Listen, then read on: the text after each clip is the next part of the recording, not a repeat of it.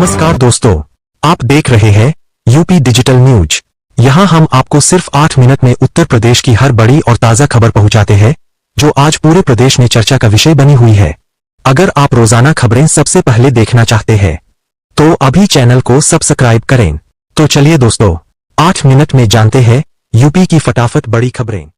उत्तर प्रदेश में साइबर ठगी का एक और मामला सामने आया है, जहां जालसाजों ने पीड़ित को डिजिटल अरेस्ट का डर दिखाकर 3.50 लाख रुपए ठग लिए। ठगों ने खुद को सरकारी अधिकारी बताकर पीड़ित को मानसिक दबाव में रखा और ऑनलाइन ट्रांजैक्शन करवाया। इसके बाद कोटक महिला बैंक खाते से पूरी रकम निकाल ली गई। पीड़ित की शिकायत पर साइबर थाने में केस दर्ज किया गया है। पुलिस का कहना है कि फर्जी नंबर, वीपीएन और डिजिटल माध्यमों के कारण आरोपियों को ट्रेस करना बड़ी चुनौती बना हुआ है। जांच जारी है। कपसार गांव में दलित महिला की हत्या के बाद माहौल तनावपूर्ण बना हुआ है। घटना से आक्रोशित ग्रामीणों ने सड़क पर प्रदर्शन किया और अपहरित बेटी की जल्द बरामदगी की मांग की। हालात को देखते हुए गांव और आसपास के इलाकों में भारी पुलिस बल तैनात किया गया है। वरिष्ठ अधिकारी मौके पर पहुंचकर स्थिति पर नजर बनाए हुए हैं। घटना की जानकारी मिलते ही कई राजनीतिक दलों के नेता भी गांव पहुंचे और पीड़ित परिवार से मुलाकात कर न्याय का भरोसा दिलाया। पुलिस ने हत्या के मामले में जांच तेज कर दी है और आरोपियों की तलाश जारी है। T20 वर्ल्ड कप के लिए चुनी गई भारतीय टीम के खिलाड़ियों का विजय हजारे ट्रॉफी में प्रदर्शन चर्चा का विषय रहा। कई खिलाड़ियों ने बल्ले और गेंद दोनों से प्रभावशाली खेल दिखाया। शीर्ष क्रम के बल्लेबाजों ने लगातार रन बनाए, जबकि मध्यक्रम ने दबाव में उपयोगी पारियां खेलीं। ऑलराउंडरों ने अहम मौकों पर विकेट लेने के साथ रन भी जोड़े। तेज गेंदबाजों ने नई गेंद से स्विंग और डेथ ओवरों में सटीक यॉर्कर डाली, वहीं स्पिनरों ने बीच के ओवरों में नियंत्रण रखा। इन प्रदर्शनों ने चयनकर्ताओं के फैसले को मजबूत किया और टीम की T20 वर्ल्ड कप तैयारियों को मजबूती मिली। मुख्यमंत्री योगी आदित्यनाथ ने उत्तर प्रदेश में एक नए ईवी प्लांट का उद्घाटन किया। इस मौके पर उन्होंने कहा कि अब यूपी संभावनाओं का नहीं, बल्कि अपनी क्षमताओं को परिणाम में बदलने वाला प्रदेश बन चुका है। सीएम योगी ने बताया कि इलेक्ट्रिक वाहन क्षेत्र में निवेश से रोजगार के नए अवसर पैदा होंगे और प्रदेश आत्मनिर्भरता की ओर तेजी से बढ़ेगा। सरकार उद्योगों को बेहतर इंफ्रास्ट्रक्चर, सरल नीतियां और सुरक्षा का भरोसा दे रही है। ईवी प्लांट से स्थानीय युवाओं को रोजगार मिलेगा और पर्यावरण संरक्षण को भी बढ़ावा मिलेगा। उन्होंने निवेशकों से यूपी में आगे आने का आह्वान किया। 2017 से पहले उत्तर प्रदेश की स्थिति क्या थी? प्रदेश में अराजकता अपने चरम पर थी। निवेश की बात तो दूर, जो निवेश मौजूद था, वह भी यहां से बाहर जाने की तैयारी में था। जब 2017 में हमारी सरकार बनी, तब हमने कहा था कि उत्तर प्रदेश अपार संभावनाओं की भूमि है। आज वही संभावनाएं साकार हो रही है और प्रदेश विकास की नई दिशा में आगे बढ़ रहा है। उत्तर प्रदेश में कौशल विकास विभाग द्वारा लखनऊ में आयोजित किया जाने वाला रोजगार मेला तैयारियां पूरी न होने के कारण आगे बढ़ा दिया गया है। विभागीय अधिकारियों के अनुसार आयोजन से जुड़ी व्यवस्थाएं, कंपनियों की भागीदारी और तकनीकी तैयारियां समय पर पूरी नहीं हो सकीं। ऐसे में अभ्यर्थियों को किसी प्रकार की असुविधा न हो, इसे ध्यान में रखते हुए मेला स्थगित करने का फैसला लिया गया। रोजगार मेले में बड़ी संख्या में युवाओं के शामिल होने की उम्मीद थी।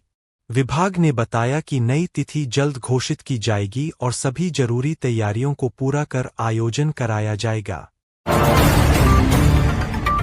उत्तर प्रदेश के सिद्धार्थनगर जिले में घूसखोरी का मामला सामने आने पर एक लेखपाल को निलंबित कर दिया गया है। आरोप है कि लेखपाल ने काम कराने के बदले 50 रुपये नहीं, बल्कि 100 से 200 रुपये की मांग की। शिकायत मिलने के बाद मामले की जांच कराई गई, जिसमें आरोप प्रथम दृष्टया सही पाए गए। इसके बाद प्रशासन ने तत्काल कार्रवाई करते हुए लेखपाल को निलंबित कर दिया। अधिकारियों का कहना है कि भ्रष्टाचार के खिलाफ सरकार की जीरो टॉलरेंस नीति है और दोषी पाए जाने पर सख्त कार्रवाई की जाएगी। मामले की आगे जांच जारी है। उत्तर प्रदेश पुलिस में एक दिलचस्प मामला सामने आया है, जहां करीब 2,500 पुलिसकर्मियों की मूंछें मानकों पर खरी नहीं उतर रहीं। विभागीय जांच में सामने आया कि कई जवानों की मूंछें तय नियमों के अनुसार घनी और सुस्पष्ट नहीं है।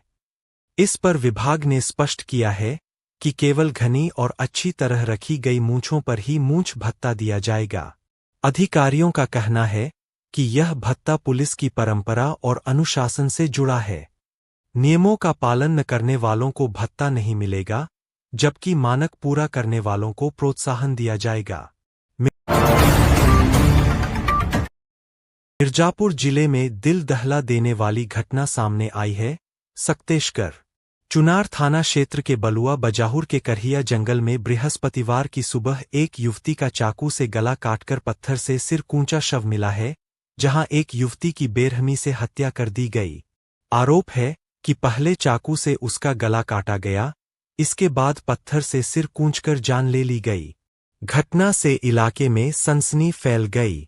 सूचना मिलते ही पुलिस मौके पर पहुंची और शव को कब्जे में लेकर पोस्टमार्टम के लिए भेज दिया। फोरेंसिक टीम ने भी घटनास्थल से साक्ष्य जुटाए हैं। पुलिस का कहना है कि मामले की जांच तेज कर दी गई है और आरोपियों की पहचान कर जल्द गिरफ्तारी की जाएगी। आसपास के लोगों से पूछताछ जारी है।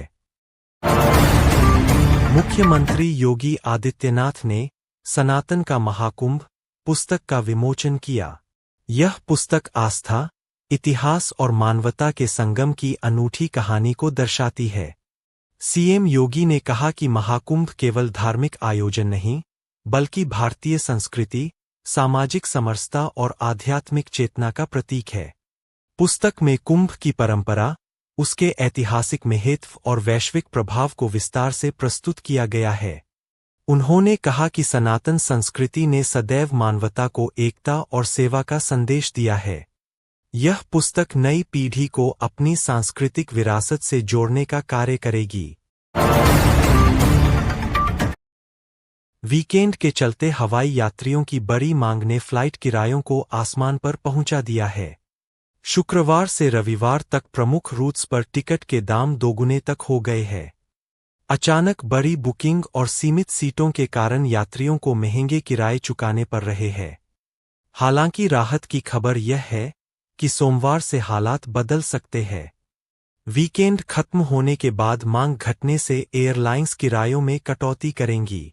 अनुमान है कि सोमवार से फ्लाइट टिकट के दाम आधे से भी कम हो सकते हैं, जिससे यात्रियों को बड़ी राहत। उत्तर प्रदेश के एक इलाके में महिला की अर्धनग्न हालत में लाश मिलने से सनसनी फैल गई। शव पर कई जगह चोट के गहरे निशान पाए गए हैं, जबकि बाएं पैर का पंजा गायब है।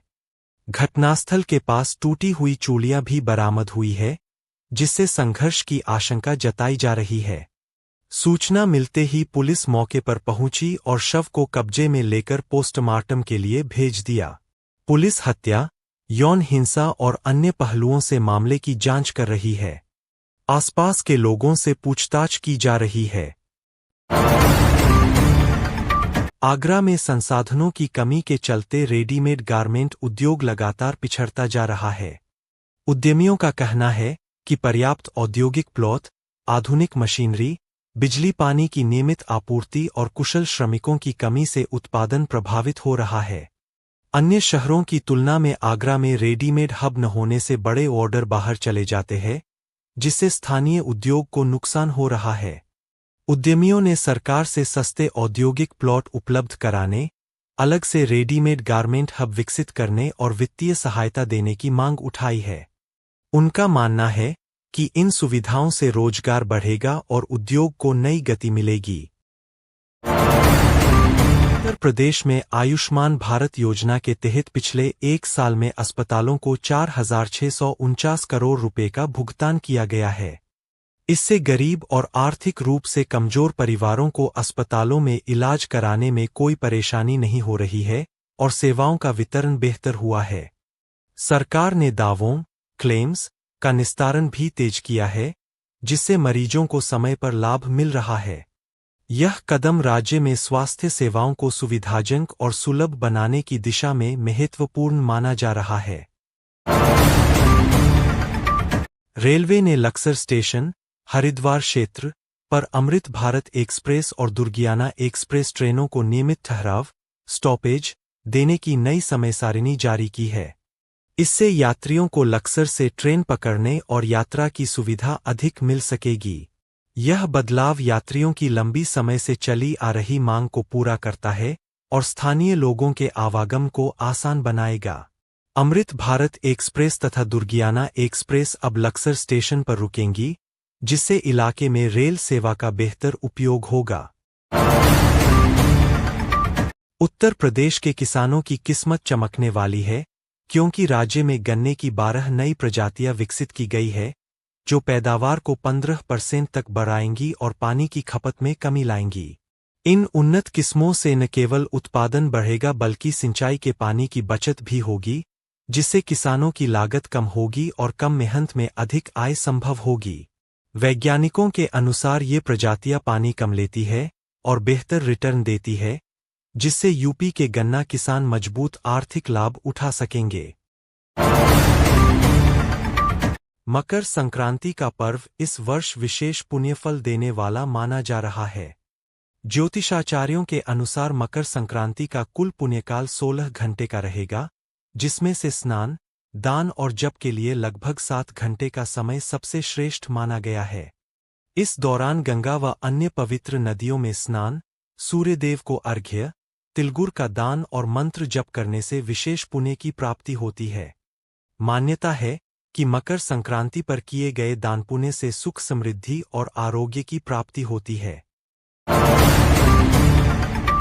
उत्तर प्रदेश में त्रिस्तरीय पंचायत चुनाव, ग्राम, क्षेत्र और जिला पंचायत इस साल अप्रैल से मई में होने की संभावना कम होती दिख रही है, क्योंकि आरक्षण से जुड़ी प्रक्रिया अभी पूरी नहीं हुई है। मुख्य वजह है ओबीसी, अन्य पिछड़ा वर्ग और अन्य वर्गों के लिए आरक्षण तय करने वाला समर्पित आयोग का अभी तक गठन न होना, जिससे आरक्षण फार्मूला नहीं बन पाया है और सीटों के आरक्षण का काम अटका हुआ है। इसी कारण चुनाव टल सकता है या तारीख में बदलाव आ सकता है। प्रशासन को आरक्षण प्रक्रिया पूरी करने में समय लग रहा है। इस पर अभी तक सरकार से अंतिम घोषणा नहीं आई है। अमेठी जिले में चोरों ने एक ही परिवार के सगे भाइयों के घरों को निशाना बनाकर बड़ी वारदात को अंजाम दिया। चोरों ने दोनों घरों के ताले तोड़कर अंदर रखी नकदी और लाखों रुपए के जेवरात पर हाथ साफ कर दिया। घटना की जानकारी सुबह होने पर परिवार वालों को हुई, जिसके बाद इलाके में हड़कंप मच गया। पीड़ितों ने तुरंत पुलिस को सूचना दी। मौके पर पहुंची पुलिस ने जांच शुरू कर दी है और आसपास लगे सीसीटीवी कैमरों की फुटेज खंगाली जा रही है। पुलिस का कहना है कि जल्द ही आरोपियों को गिरफ्तार किया जाएगा। समाजवादी पार्टी के अध्यक्ष अखिलेश यादव ने भाजपा पर गंभीर आरोप लगाए हैं। उन्होंने कहा कि भाजपा ने चुनाव में 1 करोड़ फर्जी वोट भरवाए हैं और इसके जरिए लोकतंत्र को कमजोर किया गया है। अखिलेश यादव ने मांग की कि नकली वोट बनवाने वालों के खिलाफ तत्काल एफआईआर दर्ज की जाए और निष्पक्ष जांच कराई जाए। उन्होंने आरोप लगाया कि मतदाता सूची में बड़े पैमाने पर गड़बड़ी की गई है। सपा प्रमुख ने चुनाव आयोग से इस पूरे मामले का संज्ञान लेने की अपील की और कहा कि जनता सच्चाई जानना चाहती है। असिस्टेंट प्रोफेसर भर्ती परीक्षा में बड़े घोटाले का खुलासा हुआ है। जांच में सामने आया है कि चयन कराने के नाम पर एक अभ्यर्थी से 35 लाख रुपए की डील की गई थी। आरोप है कि लिखित परीक्षा से लेकर इंटरव्यू तक में गड़बड़ियां की गई और मेरिट के बजाय पैसे के आधार पर चयन हुआ। इस मामले में दलालों के साथ साथ कई अधिकारी भी जांच के दायरे में आ गए हैं। एजेंसियां बैंक लेनदेन, कॉल डिटेल और दस्तावेजों की जांच कर रही है। जल्द ही और बड़े खुलासे होने की संभावना है। यह खबर उत्तर प्रदेश की राजधानी लखनऊ से माघ मेला 2026 तक पहुंचने के लिए रेल सेवा अधिक सुविधाजनक बनाने के बारे में है। उत्तर रेलवे रिंग रेल सेवाएं चलाएगा, जिससे खासकर लखनऊ से प्रयागराज, जहां माघ मेला चल रहा है, जाने वाले श्रद्धालुओं को यात्रा आसान होगी और पूरे धार्मिक ट्रिप को आरामदायक बनाया जाएगा। रिंग रेल क्या है और कैसे मदद करेगी? उत्तर रेलवे प्रशासन लखनऊ से प्रयागराज, वाराणसी और अयोध्या के बीच रिंग रेल ट्रेन चला रहा है, जिससे ये तीर्थस्थल सीधे जुड़े रहेंगे। इससे सिर्फ माघ मेले तक पहुंचना नहीं, बल्कि तीर्थस्थल पर घूमना भी आसान रहेगा। Route ring rail train Lucknow Prayagraj Varanasi Ayodhya वापस लखनऊ जैसे व्यापक धार्मिक सर्किट पर चलेगी। इससे श्रद्धालुओं को एक ही ट्रेन से प्रमुख धार्मिक शहरों को जोड़ने वाली यात्रा का लाभ मिलेगा। दोस्तों, अगर आपको हमारा यह वीडियो पसंद आया हो तो लाइक करें, शेयर करें और यूपी डिजिटल न्यूज को सब्सक्राइब जरूर करें।